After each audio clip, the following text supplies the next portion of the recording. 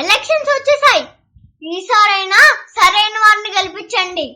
మళ్ళీ 5 ఏళ్ల తర్వాత గాని మనకి ఛాన్స్ రాదు. వారు వీరు అని కాదు, మీరు డబ్బులకు ఓట్లు అమ్ముకోవడం ఎప్పుడు మొదలు పెట్టారో అప్పుడే ప్రజలకి ఎమ్మెల్యేలకి మధ్య ప్రజా సంబంధాలు పోయి వ్యాపార సంబంధాలు మొదలయ్యాయి.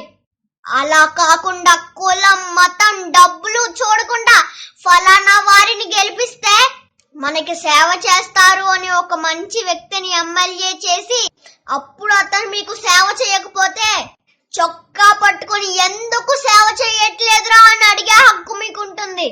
అలా కాకుండా మీరు నోట్లకి, సారా ప్యాకెట్లకి, చీరలకి అమ్ముడు పోయినంత కాలం ఈ లంచగొండితనము తీరదు, మంచి నాయకుడు రాడు. మార్పు మన నుండే రావాలి. ఆలోచించండి. జై హింద్.